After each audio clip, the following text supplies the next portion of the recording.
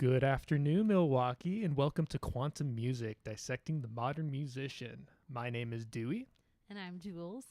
And today we're going to have a friend of mine from it sounds weird to say many moons back. It's been like 10 plus years. Holy cow. That is About a couple. 10, yeah. That's a couple of moons. Yes. It's Sam Mullooly. We'll tell you a little bit more about him in just a moment, but I'm going to make sure that I give a couple shout outs on things that are coming up very soon, at least on the end of Milwaukee things, other than what Sam will tell us at the end. But we have the Opera and Pasta tonight over at Ness and Dorma. Steph Lippert is a good friend of mine also that I've known at least 10 years, who's subbing in for my normal collaborative pianist. So that's going to be really exciting and fun. And that starts at 7:30 over at Ness and Dorma, just down the block from the studio. And then Camille's Rainbow is happening with Milwaukee Opera Theater. So I would suggest to go to Milwaukee Opera Theater. It's the RE, not the ER.org, and look up what that's all about. It's a baby opera, but just how to get your tickets. You'll definitely find all of that information there. But otherwise, getting back to Sam, holy cow, Sam, we have a lot more connections than we did 10 years ago. But yeah. I think if I'm remembering correctly, the first thing was my opera. Yes, American it was. And that was, Yes. I remember that was summer of 2017. So that was yeah. about 8 years. Okay. That I've, Nice. yeah, Nice. but our paths have crossed since then. Yes. Yeah, now different we've ways. had some more connections with the Periani Mom and a couple other things. But it's been really nice to be able to reconnect. And Yeah, for sure. yeah. So Yeah, so obviously you have an opera, so you must be a composer. And I compose. Yes. I as a composer, I appreciate that. I was wondering, was composing there when you first started music in your life, or how did you first get into it? Well, composition, that is just kind of one of my many hats, I guess, that I seem to wear. And it's kind of odd for me now to call myself a composer. Because I think, first and foremost, I think I'm an educator these Nice. days. Mm-hmm. Educator, kind of a scholar, doing some scholarly work, and performer, as well as composing. So composing specifically, that was my major in undergrad. I got into, well, I guess in high school, you have to kind of think, okay, what am I going to go into in college? What am I going to major in? And it was very much between music and theater. Nice. I was a big theater kid. Did all the plays, all the musicals, and everything. Mm-hmm. But it kind of came back down to kind of what I wanted to learn more about. Mm-hmm. And to me, theater was really just kind of an extracurricular, kind of fun hobby thing. Mm-hmm. Whereas music, to me, had much more of a kind of a story that I wanted to learn more about. Mm-hmm. And so, my dad was a singer and also enjoyed playing kind of, I guess, classical music around the house, Mm-hmm. kind of much to my dismay as a kid. But he was pretty formative in that, at least getting a sense of kind of what it sounded like, what other music sounded like. Mm-hmm. I had a really good friend in high school that I was also like a classical musician, and so that's kind of how I got into music in kind of, I guess, the academic realm. And it kind of went from there. I had a fantastic high school choral teacher, Bonnie Schulz, from Pius, who Pius. was really, really monumental in my choosing to go into music. And so composition was just kind of what I fell into there in terms of like what major will help me learn the most about music. Yeah, it does make you touch a lot of different parts of music. Right. So classical music sounds like it started out as just kind of like, oh, that's the thing my dad likes. How did Yes. that relationship develop as you learned more about music and as you just kind of grew? Yeah, it's definitely started out as kind of an annoyance in my ear. He'd play the King Singers albums and records. Oh, and they have a great Illy Belly Ball, yes, they do. Yeah. They have and now I can very much appreciate it. It was definitely trying to appreciate it more, because it wasn't until high school when I realized like, oh, this stuff actually does have meaning, and is beautiful. And I actually remember kind of a big formative experience. My dad took me, I think it was my junior year of high school, to see the group Stile Antico. It was a early music ensemble from England. Okay. They were coming through Milwaukee with the Early Music Now series. Nice. So this must have been either 2010 or 2011. I think it was 2011, and just blew my mind. A fantastic performance, and it actually made me want to write that kind of music, that Renaissance kind of choral music. Wow. So that's kind of how, I guess, quote unquote, classical music kind of came into my life, which is at first, first it was Renaissance music from the 16th century England and Italy, that I really kind of fell in love with. And it just kind of went from there of being able to learn more about the history of music in college and about the theory of music, which is really what, music theory was really what grasped my attention, what I really loved about learning about this language. Kind of went from there. Nice. Yeah, music theory is a great way to just like dive in analytically and really just understand why it works, why at least try to figure out why you like it, why it's moving. Why you like it. That's exactly the yeah. So for people who can't see what's happening here, I feel like I'm just gonna sit back and let you guys talk about some synergy happening.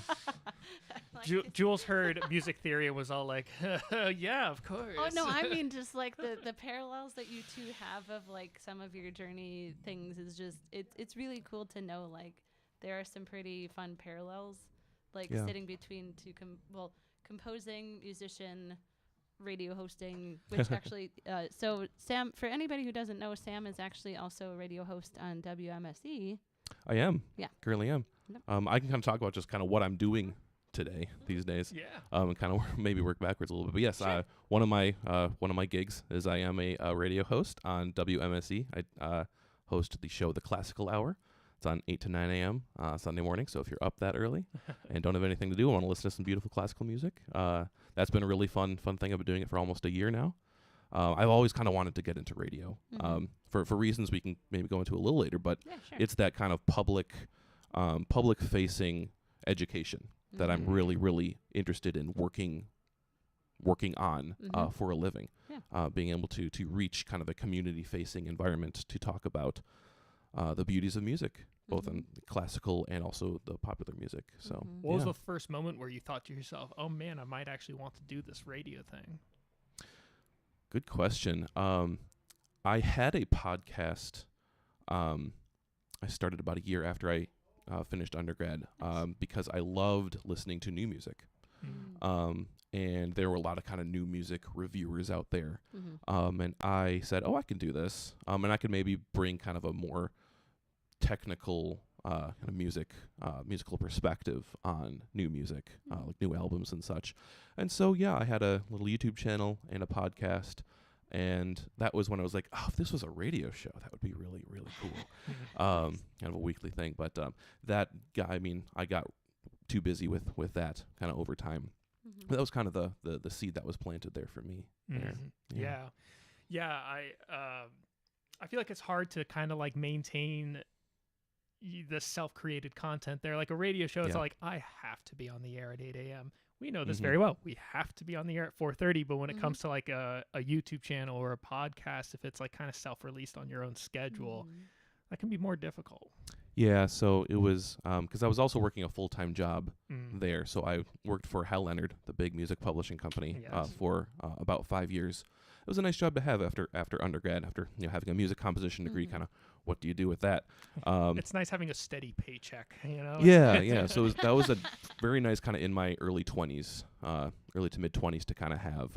But then the pandemic happened, and I slowly kind of realized that a 9-to-5 desk job was not really my calling, and it wasn't really fitting with my personal, I guess, goals or mission.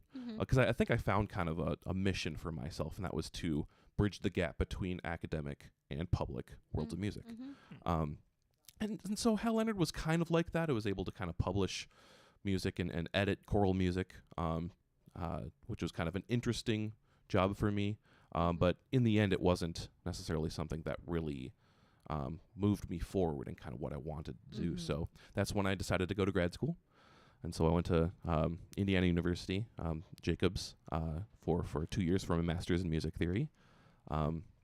Big decision to not stay for the PhD.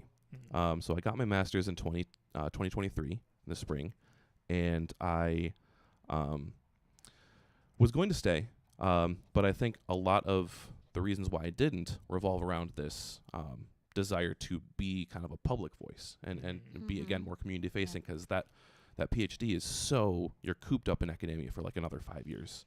And I just couldn't see myself doing that. And I had the credentials to teach. And I fell in love with teaching with my, during grad school, teaching music theory, music history, musicianship. And so I kind of made a bit of a leap of faith. First to leave my desk job, to leave that kind of steady paycheck. And then to leave the comforts of academia, where I would have still kind of had a steady paycheck. But, again, neither of those things were really aligning with what I wanted to do. So I'm kind of just adjunct right now, and I'm teaching in a few different places. Nothing's completely stable or steady for me, but I can say that it's stuff that I really love doing. And talking about music is something I love doing. Yeah. I think it's really something that is easy to gloss over is leaving that comfort of being, Right. because like there's a conveyor belt, the 9 to 5 conveyor belt, and there's also the academic conveyor belt. That's like, you got your master's, it's pretty, I wouldn't say easy. I mean, it's not easy getting a doctorate, but it's a pretty clear choice to go to a doctorate. Right. It's the so-called right decision that everyone seems to have. So for some people, it's like the only decision they see. And I've always been a little bit different, I think. I've always kind of went against the grain with a lot of things. And like what I feel like, what I want to be working on, wasn't necessarily something that I saw completely reflected in that end of academia. What was there any level of hesitation? I'm getting a lot of like, this was the choice. I'm glad that's coming out that way, because I knew it was a very, very difficult decision. Overall, it just kind of ended up kind of being in my lap of like, this is right. This kind of feels right. And it was kind of difficult for me to just follow my feelings over my thoughts, I guess, over my kind of logical thoughts of like, I was trusting myself, kind of trusting, this is what I want to be doing. More so than this, and I'm trying to figure that out still. But yeah. Well, and it's interesting. There's a specific not composer. Oh my goodness, a specific author named Jen Sincero. She wrote a book called "You Are a Bad." I can't say it on the air, but but it talks about the rippling of like focusing on. In that case, it's like focusing on positivity versus negativity and how that ripples. But I think that she also talks about when someone takes the calculated risk of what makes them happy, then that continues to make itself known among the quote unquote universe, or whatever you want to think of it as. And having tested that theory several times over in life, it really just like I see that happening with people when they put what they want to do to make them happy out there. Usually the world is not about to put weight on top of them to stop them from that if they are really focused on it. And I think it's cool to hear like how those things are kind of coming out in different ways, like a Periani Mom, like the adjunct stuff, like the scholarly things that you're doing, like the WMSC stuff. And it's really exciting to know that, like we talk about this a lot, again, quantum music is meant to be a title for this because we want to unbox the things that people box in all the time. That it's not just this streamline. This is like what we've been talking about. This is how it's supposed to go. It doesn't have to go that way because we're also human. So it's nice to be reminded of that continues to be the case. It's always good to remember. I definitely like the metaphor, the ripple effect. That's I guess something that I've had in the back of my mind that hopefully that's how it works. Yes. But always good things to remember, and it's a fantastic thing that you guys are doing here with your show here, being able to kind of uncover what it is to be a musician locally here, and just also just as a profession, how do we go about with this, because it's such a ever changing field to me. Yeah, for sure. I kind of want to boil the ocean here. Sure. Because what does that even mean? well, you'll find out. Because you mentioned this gap between academic and public, and I feel like composers have to negotiate that a lot. Oh, definitely. And it's a large topic, but and I'm sure you have a lot of thoughts on it, but please do tell us about this gap. What does this mean? Right. It is something I've been thinking about for years, and it's something that honestly at first made me make the difficult decision to leave my office job because I felt that I was still kind of doing the work of the corporation, you know, not necessarily the work of the people or of music. So yeah, this gap. There's kind of two perspectives on it, and kind of two ways to go about it. One is the quote unquote classical music, where you have a kind of a streamlined production of music majors, people who want to go into music for a living, that there's a specific kind of set of classes and repertoire that you learn about, and then you go into the world as a performer or a teacher, and you kind of stay in that world, talking about the Western classical canon, essentially. And then there is this whole other side of music that seems to be largely forgotten from, you know, that world, from the academia world, and that is that music is a living, breathing organism that is continually reshaping our society, and there's some beautiful stuff that's always being written and performed every single day. It's kind of an interesting thing. My second year at Indiana, I went to a convention, the Society for Music Theory convention. Very nerdy, but lovely, lovely place. It was a national convention down in my favorite city in America, New Orleans. Nice. And so I love New Orleans, and so I was, you know, when I had time, I was kind of walking around and peeping my head through into some jazz clubs and stuff, and I just recognized there's this huge convention of like the smartest people, music analysts in the country, that are congregating in this hotel on the west side of downtown, and then there is this whole conglomerate of some of the best professional musicians you'll ever learn, and they have no idea that each other are there. And it's and to me that was just like that was kind of eye-opening of like there needs to be some more collaboration with this. Less and so silos, It doesn't get more poignant than that. so some of it revolves around, you know, bringing academic music to the public world to show like and to this big question, why do you like it? I think we can learn about that if we understand the language a little bit more. And so that's really kind of one side of it. And then another side of it is showing, you know, all of those who are expert music analysts and everything. The culture today has so much to offer here, and there's so much great music here that also deserves attention and deserves recognition and scholarly work. So that was actually kind of part of my master's thesis. I did my master's thesis on Green Day. Oh, nice. I did a comparative analysis between Dookie and American Idiot, and I loved that research project. And so that was bringing these kind of ideas that I learned from academia into, you know, something that fully affected me as a child. American Idiot, fantastic album, and kind of learning more about that and what is in the music, and then writing about it in a way that's hopefully accessible for anyone interested in music, or at least I can talk about it with anyone interested in music to kind of understand it a little bit more. So that's kind of that gap, and that's kind of my goal and mission as a person. Now, this is a really big can of worms to ask this question, but how do you personally advocate for whatever music you feel passionate about sharing with people? Like, are there specific ways? I mean, I'm guessing that WMSE is absolutely one of them, but I mean, like, in the public, as we've been calling it, with air quotes around it, how do you go out there and advocate for those things other than through academia, like, and a periannuum? Like, are there other ways you do that? Well, that's kind of my journey a little bit, kind of figuring it, because you know, you realize that that this mission that I have doesn't necessarily equate to a job or job description that's like, oh, that perfectly aligns with that. So you try to find places that kind of align with that mission.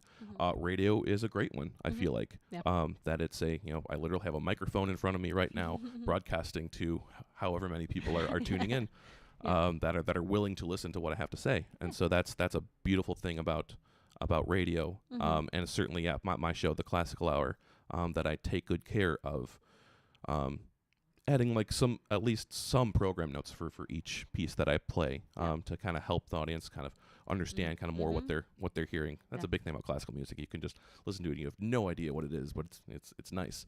And so my show tries to, you know, this is, you know, this composer this year This is why it was written, perhaps who it was written for, what you might encounter with this. So radio is one of them. I have found a great kind of community in the classroom, specifically I would say with non-music majors. My favorite class I've ever taught was and I will still be teaching it this fall. That's the plan. A music theory fundamentals class at MSOE. Nice. So I've been kind of starting a music program at Milwaukee School of Engineering. Wow. That is not just the ensembles, because they've had ensembles there, and so I do direct the choir there. But I also tried to work with administration to get an academic music class there. Wow. And so that is kind of a spot where kind of a gap that I really wanted to fulfill, that there are people here who are interested in music. They're not going to go into music for a living. They're not professional musicians, but they care to know what a perfect authentic cadence is. And they're interested in that. So so there's so those are a couple of, I guess, arenas, some environments that have really kind of spoken to me, and I'm trying to find more. I think community college for me, kind of overall, would be a great great journey. I think that speaks to me a lot. I think performing groups like a Perry, that have some sort of kind of educational element, the way that we program music very thoughtfully, and perform it, is very important to me and very, very special. So. Yeah, just always it's a work in progress. Always trying to find those areas where I can work in. Well, I think it's interesting too, because we've talked about, like, it's not about beating people over the head with the facts and everything. It's like inviting them to understand, like, what you're doing with the radio show and what I'm doing with the Ness and Dorma gigs. Like, it's about saying, here's why you might actually be interested in it if you've never touched this before. And I think that kind of advocation, I don't know if that's a word, advocating for for those things is extremely important, because it's not something that everybody necessarily cares to know, but if they understand why they might be curious about it, I think they're more willing to want to hear it, if that makes sense. Have you had a moment of distinct resistance against learning about that music, or a moment where you had to, like, overcome a barrier you didn't expect to try and teach this to someone?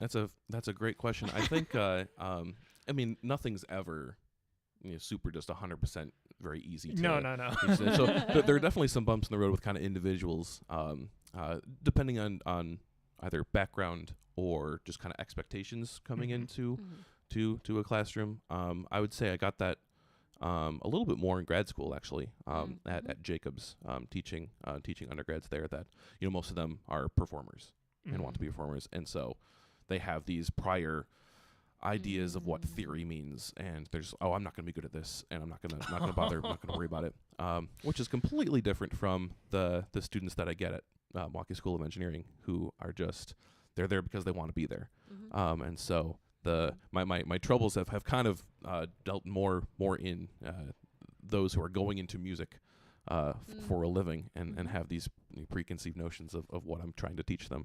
Yeah, that's ironic, but also makes sense. Sure. Yeah. I laughed so hard because I've taught first year theory in undergrad, and I've taught kind of like review theory to graduate students. Yeah. And oh my goodness, like, first year students have their own set of, like, challenges, but that one with the graduate students where there's like, I've decided where I stand on music theory, and you're not going to change my mind. Please get me through this 2 hours. Yeah. I also teach a class, graduate music review, at Concordia University. Nice. Luckily, I only taught it. That's just a summer class. I taught it last summer. Nice students, good working students. But I do agree. Yeah, once you kind of hit a certain point in your life, it's kind of like I'm set in my ways a little bit, and it's hard to get to learn anything else. Yeah, I mean, I've seen a similar barrier with some of the less classically trained musicians I've worked with in my life. Especially if they don't read music, where if you say, hey, you want to try this thing and it involves any level of music notation, they shut down, or you use a phrase that sounds particularly technical, like perfect authentic cadence. It's just like, whoa there, stop. So I don't know if you've witnessed that kind of barrier. Yeah, definitely. Scary vocabulary terms, anything that has to do with, like, with understanding the language of music. It's like no, that's not why I got into music. That's too hard. And so it's honestly kind of trying to unwrap that and kind of rewind, get back into, no, you did get into music for something specific and you really liked it. Let's try to talk a little bit about why that might have been, and you can actually kind of explain it then if you use these terms. And trying to learn about. So yeah, it's a difficult thing to traverse, but very rewarding. Yeah, definitely. Well, do you have anything coming up that you'd like to plug?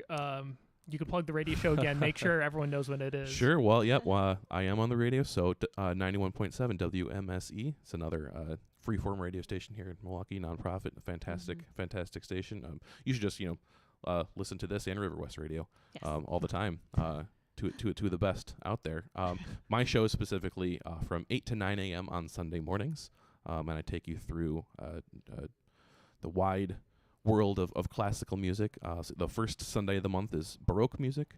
Then the second Sunday is kind of that classical or galant style music. Third Sunday is romantic music. Fourth Sunday is post-romantic. Nice. If there's a fifth Sunday, it's kind of a grab bag, and I've tended to do either Renaissance music or last March had a fifth Sunday, and I did foray into Estonian music.